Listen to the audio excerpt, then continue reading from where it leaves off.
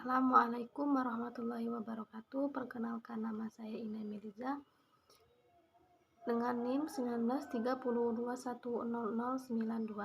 Di sini saya dari perwakilan kelompok 2. Di sini saya akan menjelaskan pengertian asesmen formal dan asesmen informal. Asesmen formal. Asesmen formal adalah asesmen yang telah dibakukan melalui pengujian yang ketat sehingga asesmen yang bersifat formal ini dapat berlaku secara universal. Menurut Qushayri 2013, asesmen formal didefinisikan sebagai usaha yang dilakukan pendidik untuk mengumpulkan informasi secara sistematis agar dapat mengidentifikasi, merekam pengetahuan serta keterampilan yang dimiliki oleh peserta didik. Dalam buku Qushayri 2013 menyatakan bahwa asesmen formal merupakan asesmen yang digunakan melalui tes, kuis, dan karya tulis. Adapun strategi dalam asesmen formal ini terbagi menjadi 3. Yang pertama yaitu tes, kedua grades, yang ketiga yaitu tes standar. Yang pertama tadi yaitu tes. Tes yaitu yang digunakan untuk mengevaluasi strategi yang digunakan serta kelayakan program pembelajaran. Yang kedua, grades atau meranking. Grades di sini bertujuan untuk mengevaluasi perkembangan peserta didik. Yang ketiga, standar Z tes atau tes standar. Tes ini adalah ujian penilaian perkembangan dengan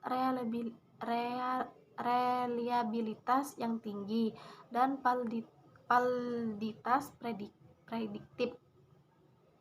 Pada tes ini dapat digunakan untuk menentukan penempatan peserta didik dan penggolongan peserta didik. B. Asesmen informal. Menurut Bell dan Co. 2001 pada halaman 86, asesmen informal merupakan pemilihan kegiatan dalam pembelajaran yang dapat digunakan oleh guru untuk memperoleh informasi untuk penilaian mengenai pemahaman yang telah dikuasai oleh anak dengan cara yang lebih santai, dapat dilakukan kapan saja dan tidak terikat oleh kriteria penilaian tertentu. Sedangkan menurut Qushayri 2013, asesmen informal adalah penilaian yang terjadi pada saat kegiatan belajar dan pembelajaran berlangsung, dapat memberikan informasi kepada guru tentang pemahaman seluruh siswanya, kelompok kecil maupun perorangan, yang dapat dilakukan setiap saat serta tidak terikat oleh waktu dan kriteria penilaian tertentu. Sedangkan menurut Imandala, asesmen informal adalah asesmen yang dibuat atau dikembangkan sendiri oleh guru atau pendidik lainnya dan hanya berlaku terbatas.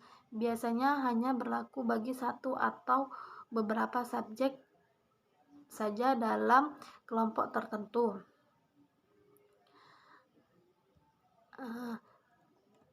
Dalam asesmen informal ini terdapat 4 strategi. Pertama, observasi, kedua, checklist, ketiga, portofolio, keempat, skala rating.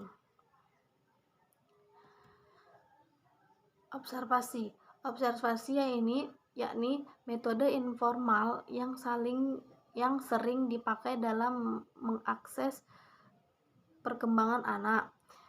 Yang kedua, checklist ialah salah satu bentuk catatan perkembangan yang meliputi hasil observasi dan tindakan. Ketiga, yaitu portofolio. Asesmen portofolio ini ialah kumpulan hasil kerja yang menyediakan bukti-bukti kompetensi anak. Yang keempat, skala rating. Skala rating ini adalah data mentah yang diperoleh berupa angka, kemudian ditafsirkan dalam pengertian kuantitatif.